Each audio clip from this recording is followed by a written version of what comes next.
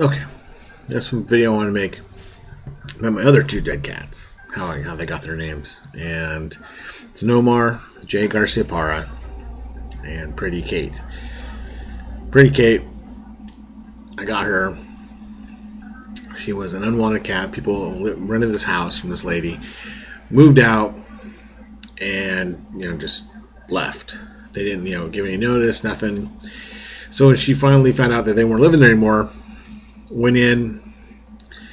It'd been maybe a couple weeks. There was a cat left inside the bathroom with no food, no water, no nothing. And so she knew that I had cats, so she dumped the cat off on me. And so I had this female cat, my first female cat I had by myself. And very attentive. I mean, as soon as I got her, she's in the carrying case upstairs at where I worked, the break room. And so when I got off work, went in to go see her, and I opened up the thing, and she crawled right out and got in my lap and purred and just liked attention. And so I had her for a few days, and I remember I was going to the University of Oregon, and I had class, and I would write stuff in the margins when I was kind of not paying attention in class or did before class. And so I would just doodle what I need to do the rest of the day, what kind of homework I have to do. And so I started writing out possible cat names for a female cat. And it should be no surprise to anybody that I think INXS is one of the best pop bands. I don't think they're a guilty pleasure band. I think they're a great pop band. And for some reason, I started writing the lyrics out to Mediate. And then I got to, have sex all night, Pretty Kate or whatever it is. I don't know. And I wrote, it's wrote Pretty Kate, and it just stuck. That would be her name, Pretty Kate. And so it goes in line with my whole, I like to have rock and roll lyrics, or some kind of rock kind of connection to cat names, I guess. And so, because Weezer, the band Weezer. And Nomar was a different case. He was a little kitten I got. I wrote a poem about it. He was very, very young when I got him.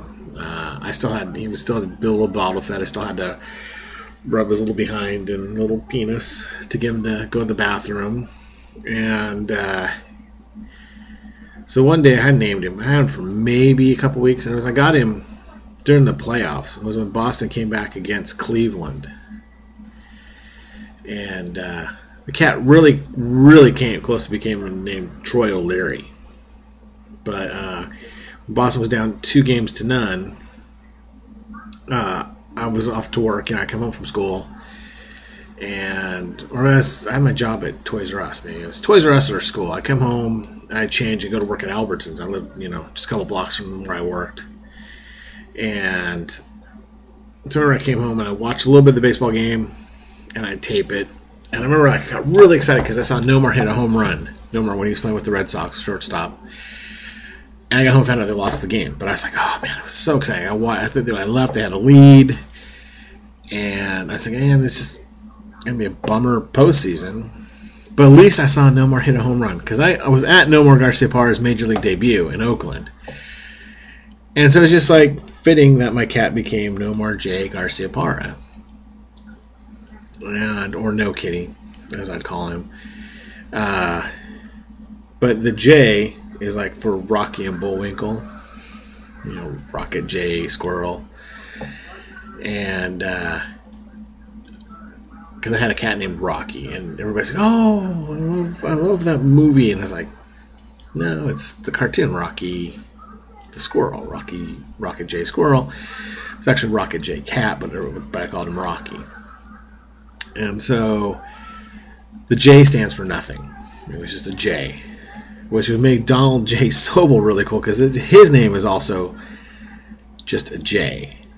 No, doesn't mean, and there's no word attached, just the letter J. That's the middle initial of little Nomar. It's just a J. No significance to the name other than just the letter J. And so that's how two of my other cats got their names. Thank you for watching.